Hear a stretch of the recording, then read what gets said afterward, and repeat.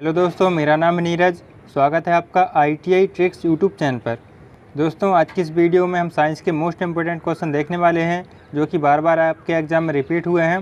दोस्तों, अभी तक साइंस से जितने भी क्वेश्चन पूछे गए हैं उन सभी क्वेश्चन को हमने इकट्ठा किया हुआ है और सबसे ज़्यादा रिपीट किए हुए क्वेश्चन को हम आपको डेली इस वीडियो के माध्यम से सॉल्व कराएंगे। दोस्तों, यहाँ पर हमने टोटल 400 क्वेश्चन को छांटा है जो कि सबसे ज़्यादा बार रिपीट हुए हैं। तो आपको हम डेली वीडियो के माध्यम से 20-20 क्वेश्चन को सॉल्व कराएंगे। तो टोटल आपको 20 पार्ट मिलेंगे इस वीडियो के। तो आप चैनल को ज़रूर सब्सक्राइब कर लेना। यहाँ पर आपको साइंस से संबंधित सारे क्वेश्चन सॉल्व कराए जाएंगे जो कि आपके एग्जाम से संबंधित बहुत ही इंपॉर्टेंट रहेंगे। और दोस्तों, यह क्वेश्चन बार बार रिपीट होते हैं, तो आशा है कि यह भी क्वेश्चन आपके एग्जाम में आ सकते हैं। तो आप वीडियो को अच्छे से जरूर देखिएगा। हमने सारे क्वेश्चन को आसानी से आपको समझाया है। दोस्तों, विज्ञान के जो 3 सब्जेक्ट होते हैं, फिजिक्स, केमिस्ट्री, बायो, जैसे भौतिक विज्ञान, रासायनिक विज्ञान और जीव विज्ञान बोलते हैं, तो इन सभी के हमने मिक्स क्वेश्चन यहाँ पर लिए हैं। तो आपको एग्ज़ाम में अगर साइंस से कोई भी क्वेश्चन आते हैं, अगर आप जिस भी एग्ज़ाम की तैयारी कर रहे हैं उसमें अगर साइंस आता है तो आप यह वीडियो ज़रूर देखिए। आपको गारंटी है कि कोई भी इससे बाहर क्वेश्चन नहीं पूछा जाएगा। तो चलिए शुरू करते हैं हमारा वीडियो। देखते हैं साइंस के मोस्ट इंपॉर्टेंट क्वेश्चन जो कि बार बार आपके एग्ज़ाम में आए हुए हैं और यही आपके एग्ज़ाम में आ सकते हैं, इसकी संभावना है। पहला इंपॉर्टेंट क्वेश्चन है, विश्व तंबाकू निषेध दिवस कब मनाया जाता है? दोस्तों, दिवस से संबंधित आपके एग्जाम में क्वेश्चन पूछे जाते हैं। तो हमने आपको पिछली वीडियो में बोला था कि जितने भी दिवस हम आपको सॉल्व कराएंगे आप उन्हें एक अलग पेज में लिख लेना और इन्हें 2-4 दिन में आप रिवीजन करते रहें तो आपको सारे दिवस याद हो जाएंगे। तो विश्व तंबाकू निषेध दिवस कब मनाया जाता है? ए ऑप्शन में लिखा गया है 31 मई, बी ऑप्शन में लिखा गया है 28 फरवरी, सी ऑप्शन में लिखा गया है 31 जुलाई और डी ऑप्शन में लिखा गया है 31 अगस्त। तो आपका जो विश्व तंबाकू निषेध दिवस होता है वह 31 मई को मनाया जाता है। तो 31 मई को पूरे विश्व में सभी देशों में तंबाकू की रोकथाम के लिए जागरूकता आंदोलन चलाया जाता है। तो हमारे पहले क्वेश्चन का ए ऑप्शन सही हो जाएगा। दूसरा क्वेश्चन है, हड्डियों, जोड़ों या मांसपेशियों की अक्षमता को कहते हैं? दोस्तों, हड्डियों में कोई या मांसपेशियों में जो अक्षमता हो जाती है उसको हम बोलते हैं लोकोमोटर दिव्यांगता। ये हमारा दूसरे क्वेश्चन का सी ऑप्शन सही हो जाएगा। तीसरा क्वेश्चन है, LPG में मुख्यतः कौन सी गैस होती है? दोस्तों, LPG में कौन सी गैस होती है? ब्यूटेन और प्रोपेन। तो हमारे तीसरे क्वेश्चन का सी ऑप्शन सही हो जाएगा। दोस्तों, यह सारे क्वेश्चन हम आपको जो सॉल्व करा रहे हैं वह किसी न किसी एग्जाम में पूछे गए हैं और आपके एग्ज़ाम में भी यह क्वेश्चन पूछे जा सकते हैं। तो आपको इस वीडियो को अच्छे से देखना है और चैनल को ज़रूर आप सब्सक्राइब कर लेना। आपको इसी तरीके से सारे क्वेश्चन आपको सॉल्व करा जाएंगे। तो चौथा क्वेश्चन दिया गया है, सिम शब्द किसका लघु रूप है? मतलब आपको सिम का फुल फॉर्म बताना है। तो आप देखिए, पहले लिखा गया है secure in memory, B option में लिखा गया है swift in module, C option में है सब्सक्राइबर आइडेंटिफिक मॉड्यूल और डी ऑप्शन में लिखा गया है सेल्फ आइडेंटिटी मॉड्यूल।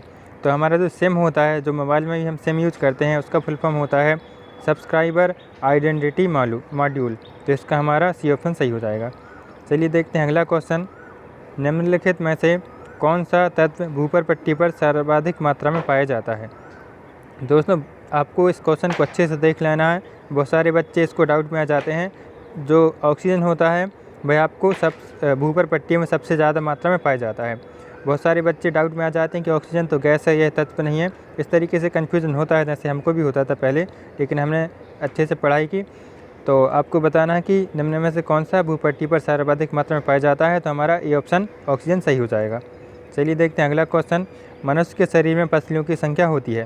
दोस्तों, पहले पार्ट में भी हमने यह क्वेश्चन लिया था और उसमें आपको बताना था कि कितने जोड़ी पसलियाँ पाई जाती हैं। तो हमने उसका आंसर आपको 12 बताया था और उसी में हमने आपको डिस्कस करके बता दिया था कि मनुष्य में पसलियों की संख्या कितनी होती है? 24 होती है। तो इसका हमारा ये ऑप्शन सही हो जाएगा। अगला क्वेश्चन है, तम्बाकू एवं आलू किस कुल के पौधे हैं? दोस्तों, यह बायोलॉजी के क्वेश्चन हैं, आपके एग्जाम में रिपीट हुए हैं और आपको बताना है कि तम्बाकू एवं आलू किस कुल के पौधे होते हैं। पहला ऑप्शन में है सोलेनेसी, बी ऑप्शन में है कुकुरबिटेसी और सी ऑप्शन में है रेजेसी और डी ऑप्शन में है रेननकुलेसी। तो आपको बताना है कि आलू और तम्बाकू यह कौन से कुल से संबंधित हैं? ए ऑप्शन में लिखा गया है सोलेनेसी। यह हमारा आंसर सही हो जाएगा, 7 का ये। अब देखते हैं अगला क्वेश्चन, डायनामाइट का आविष्कार किसने किया था? दोस्तों, अगर आपने साइंस की कभी भी तैयारी की होगी तो आपको यह क्वेश्चन तो ज़रूर देखने को मिला होगा।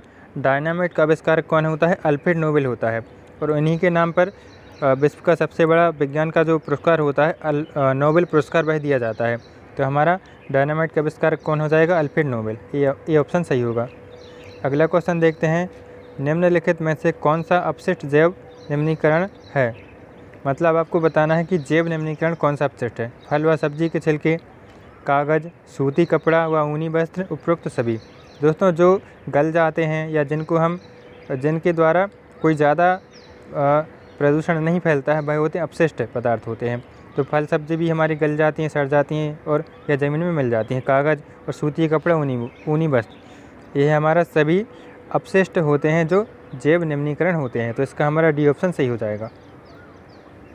चलिए देखते हैं अगला क्वेश्चन, निम्नलिखित में से कौन कार्बन का क्रिस्टलीय अपर रूप है? तो कार्बन का क्रिस्टलीय अपर रूप बताना है।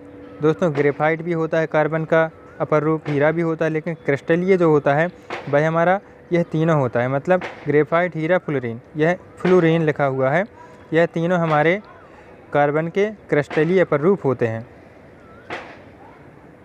अगला क्वेश्चन है, निम्नलिखित में से कौन खरपतवारनाशी है? दोस्तों आप खेतों में देखे होंगे मेटोलाक्लोर होता है जो वह खरपतवारनाशी होता है। अगर फसल में कोई भी कीटाणु लग जाते हैं तो उनको दूर करने के लिए हम क्या करते हैं, मेटोक्लाक्लोर एक प्रकार का खरपतवारनाशी होती है, उसका छिड़काव कर देते हैं। तो इसका हमारा ये ऑप्शन सही हो जाएगा।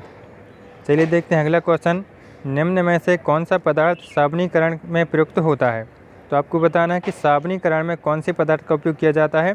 वनस्पति तेल या वसा, इसका उपयोग हम करते हैं साबुनीकरण में। देखते हैं अगला क्वेश्चन, मानव मूत्र का पीला रंग किस रासायनिक की उपस्थिति के कारण होता है? तो ये हमारा होता है यूरोक्रोम की उपस्थिति के कारण। दोस्तों यह क्वेश्चन भी बहुत इंपॉर्टेंट है, बार बार आपके एग्जाम में पूछा जाता है, आप इसे अच्छे से याद कर लेना। देखते हैं अगला क्वेश्चन, निम्नलिखित में से कौन सा कथन सही नहीं है? आपको बताना है कि कौन सा सही नहीं है। पहला ऑप्शन देखिए, दूरदृष्टि दोष में निकट स्थित वस्तु का प्रतिबिंब रेटिना के पीछे बनता है। आपको बताना है सही है गलत है। और बी ऑप्शन में लिखा गया है, निकट दृष्टि दोष में दूर स्थित वस्तु का प्रतिबिंब रेटिना के आगे बनता है। अगला ऑप्शन है, निकट दृष्टि दोष के निवारण हेतु उत्तल लेंस का उपयोग किया जाता है। या तो फिर डी ऑप्शन में लिखा गया है, दूर दृष्टि दोष के निवारण हेतु उत्तल लेंस का उपयोग किया जाता है। दोस्तों बाकी ए, बी और डी जो ऑप्शन दिए गए हैं वह तो बिल्कुल सही लिखे गए हैं। जैसा कि आप जानते हो कि दूर दृष्टि दोष में क्या करते हैं, उत्तल लेंस का उपयोग करते हैं, लेकिन निकट दृष्टि दोष में हम क्या करते हैं, अवतल लेंस का उपयोग कर सकते हैं। जैसे आपको अगर इसको याद करना होगा तो आप अवतल से क्या कर लेंगे, अवतल और निकट। तो अवनी आप याद रखेंगे। अवनी मतलब क्या होता है, अव मतलब होगा अवतल लेंस, नी मतलब होगा निकट दृष्टि दोष। तो अवनी आप याद कर लेंगे तो आपको याद हो जाएगा। अवतल लेंस का उपयोग किया जाता है निकट दृष्टि दोष के लिए, और उत्तल लेंस का उपयोग कहाँ किया जाएगा, दूर दृष्टि दोष के लिए। तो ये आप याद कर लेना अच्छे से।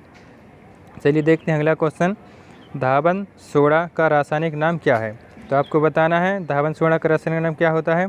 एक होता है हमारा खाने का सोडा, एक होता है कपड़े धोने वाले सोडा। तो आप देखिए ये ऑप्शन में लिखा गया है सोडियम कार्बोनेट, ये हमारा होता है धावन सोडा। और दोस्तों जब हम घर में खाना बनाते हैं तो उसके लिए हम कौन सा उपयोग करते हैं, सोडियम बाइकार्बोनेट। आप इसे कैसे याद करेंगे, आपके घर में या जो बड़े बड़े घर होते हैं उनमें खाना बनाने के लिए बाई आती है। तो जो बाई आती है खाना बनाने के लिए, तो हम खाने के सोडे के रूप में किसका उपयोग करेंगे, सोडियम बाइकार्बोनेट का। इसे अच्छे से आप याद कर लेना। चलिए देखते हैं अगला क्वेश्चन, निम्नलिखित में से किसके अंतर्गत वृद्ध होने की प्रक्रिया का अध्ययन किया जाता है? जो बूढ़े होते हैं व्यक्ति, उस प्रक्रिया का हम अध्ययन करते हैं किसके द्वारा, जेरोंटोलॉजी। इसका सी ऑप्शन सही हो जाएगा। अगला क्वेश्चन है, प्रयोगशाला में अम्ल क्षार सूचक के रूप में किसका प्रयोग किया जाता है? तो उसके लिए हम phenolphthalein, litmus paper, methyl orange, इन सभी का उपयोग हम कर सकते हैं। जैसे कि जो लिटमस पेपर होता है वह क्या करता है, अम्ल जो होता है लिटमस पेपर को अनिल से हमने याद किया है। अनिल मतलब होता है आ से अम्ल और ना से नीला। तो अम्ल होता है वह नीले लिटमस पेपर को लाल कर देता है। तो आप इसे लिख लेना, अनिल आप याद करेंगे तो अम्ल हो जाएगा, अम्ल नीले को लाल कर देता है। इस तरीके से आपको बताना था कि प्रयोगशाला में अम्ल और क्षार की जांच के लिए किसका उपयोग किया जाता है, तो इन सभी का हम उपयोग कर सकते हैं। चलिए देखते हैं अगला क्वेश्चन, भारतीय अंतरिक्ष कार्यक्रम के जनक कौन है? तो सभी लोग जानते हैं अंतरिक्ष कार्यक्रम के जनक हमारे हैं विक्रम साराभाई। इन्हीं के नाम पर विक्रम साराभाई अंतरिक्ष केंद्र की स्थापना भी की गई थी। तो हमारे 18वें क्वेश्चन का सी ऑप्शन सही हो जाएगा। अगला क्वेश्चन देखते हैं, डायलिसिस क्रिया किससे संबंधित है? तो यह आपको बताना है वृक्क से संबंधित होती है डायलिसिस क्रिया। तो इसका हमारा 19बी का सी ऑप्शन सही हो जाएगा। अगला क्वेश्चन देखते हैं, निम्नलिखित में से किसमें टार्ट्रिक अम्ल प्रचुर मात्रा में पाया जाता है? तो टार्ट्रिक अम्ल आपको किस में पाया जाता है? वह हमारा होता है इमली, अंगूर, केला, इन सभी में टार्ट्रिक अम्ल पाया जाता है। तो आप इसे याद कर लेना। इसका हमारा 20वें क्वेश्चन का डी ऑप्शन सही हो जाएगा। दोस्तों आशा करते हैं यह सारे क्वेश्चन आपको अच्छे से समझ में आ चुके होंगे। अगर आपका कोई भी डाउट रह जाता है तो आप कमेंट में लिख देना, हम आपका सारा डाउट क्लियर कर देंगे। और दोस्तों चैनल को ज़रूर आप सब्सक्राइब कर लेना। यहाँ पर आपको साइंस से संबंधित सारे क्वेश्चन सॉल्व कराए जाएंगे। तो हम कल आपको अगले 20 क्वेश्चन सॉल्व कराएंगे जो कि आपके एग्ज़ाम के लिए बहुत ही इंपॉर्टेंट रहेंगे। तो चलिए मिलते हैं अगली वीडियो पर, तब तक के लिए आपका बहुत बहुत धन्यवाद।